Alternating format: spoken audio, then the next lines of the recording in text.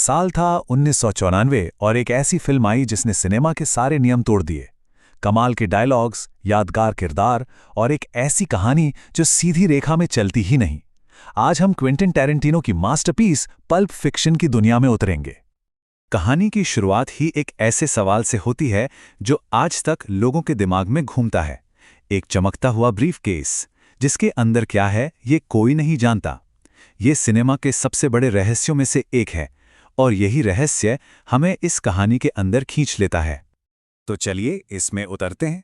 इस फिल्म की जो उलझी हुई टाइमलाइन है उसे सुलझाने के लिए हम पहले इसके किरदारों की कहानियों को समझेंगे। पहले देखेंगे हिटमैन का सफर, फिर एक बॉक्सर का पलायन और आखिर में बात करेंगे कि इस फिल्म ने सिनेमा पर इतना गहरा असर कैसे डाला। तो कहानी के सेंटर में है दो हिटमैन जो हमें लॉस एंजलिस की इस खूनी, मजेदार और फिलोसॉफिकल दुनिया में ले जाते हैं। मिलिए विंसेंट वेगा और जूल्स विनफील्ड से। और यहां मजे की बात यह है कि ये दोनों एक दूसरे से बिल्कुल अलग हैं। एक तरफ है विंसेंट जो एकदम प्रैक्टिकल है पर हमेशा किसी न किसी मुसीबत में फंस जाता है। दूसरी तरफ है जूल्स जो काफी दार्शनिक और करिश्माई है और हाँ, हर हत्या से पहले बाइबल का एक अंश सुनाता है जो उसके किरदार को एक अलग ही लेवल पर ले जाता है। और यहीं टैरेंटिनो का जीनियस दिखता है। मतलब एक नॉर्मल मिशन पर जाते हुए भी उनके डायलॉग्स पॉप कल्चर और बर्गर की बातों से भरे हैं। ये बातचीत सिर्फ टाइम पास नहीं है, ये इन किरदारों को हमारे दिमाग में हमेशा के लिए बसा देती है, उन्हें असली और यादगार बनाती है। और फिर आता है वो पल जो सब कुछ बदल देता है। अपने मिशन के दौरान बाथरूम से एक आदमी निकलकर उन पर अंधाधुंध गोलियां चलाता है और एक भी गोली उन्हें छू तक नहीं पाती। ये हो ही नहीं सकता था, ये किसी चमत्कार जैसा था। विंसेंट के लिए तो ये बस एक इत्तेफाक था, एक लकी ब्रेक। लेकिन जूल्स के लिए ये एक दैवीय हस्तक्षेप था, एक इशारा कि उसे अपनी ये हिंसक जिंदगी छोड़ देनी चाहिए। और ये घटना जूल्स के किरदार के लिए एक टर्निंग पॉइंट बन जाती है। अब एक तरफ जूल्स इस आध्यात्मिक संकट से गुजर रहा है और दूसरी तरफ विंसेंट से एक और बड़ी गलती हो जाती है। वो कार में गलती से एक आदमी को गोली मार देता है और इस गंदगी को साफ करने के लिए एंट्री होती है द वुल्फ की। एक ऐसा बंदा जो मिनटों में किसी भी प्रॉब्लम को सुलझा सकता है, वो भी पूरे स्टाइल और शांति के साथ। जूल्स का ये बदला हुआ नजरिया कहानी के क्लाइमैक्स में पूरी तरह सामने आता है। जब एक डाइनर में डकैती होती है तो जूल्स बंदूक नहीं, अपनी बातों का इस्तेमाल करता है। वो शांति से सिचुएशन को संभालता है, डकैतों को जाने देता है और साबित कर देता है कि वो वाकई बदल चुका है। वो अब एक हत्यारा नहीं रहा। चलिए आप कहानी के दूसरे हिस्से पर चलते हैं और देखते हैं कि ये कैसे आगे बढ़ती है। मिलिए बुच कूलेज से, एक उम्रदराज बॉक्सर जो सिस्टम को धोखा देने का फैसला करता है और अपनी जिंदगी की सबसे बड़ी लड़ाई लड़ता है।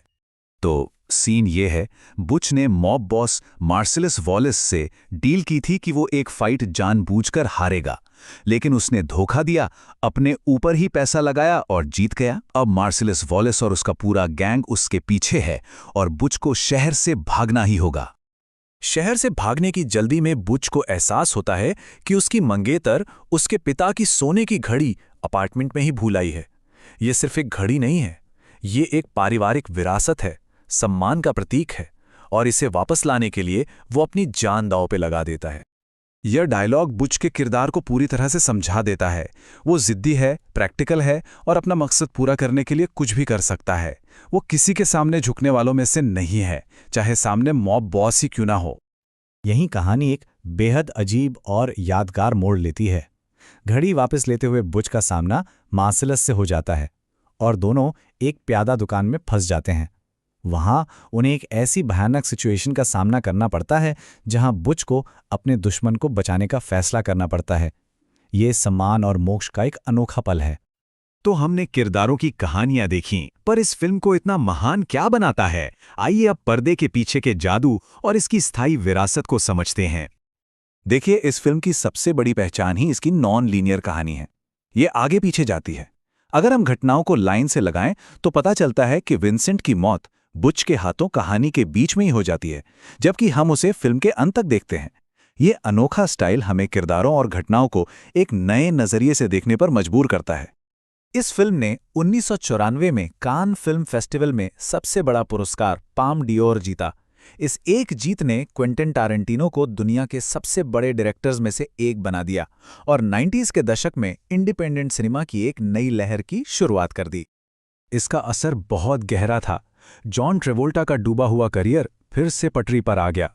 सैमुअल एल जैक्सन एक ग्लोबल स्टार बन गए और इसने आने वाले कई सालों तक फिल्मों के बनने के तरीके, उनके डायलॉग्स और कहानी कहने के ढंग को हमेशा के लिए बदल दिया।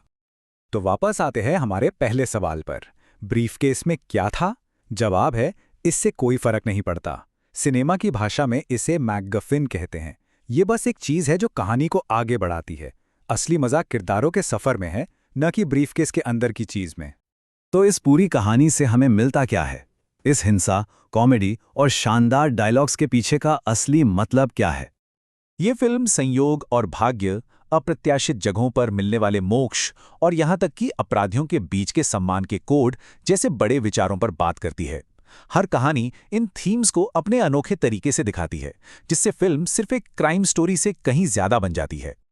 और आखिर में ये कहानी हमें उसी सवाल पर लाकर छोड़ देती है जो जूल्स और विंसेंट के बीच था। क्या पल्प फिक्शन में जो कुछ भी हुआ वो सब एक दैवीय योजना का हिस्सा था या सिर्फ कुछ हिंसक और बेतरतीब इत्तेफाक? इसका जवाब फिल्म देखने वालों पर छोड़ दिया गया है।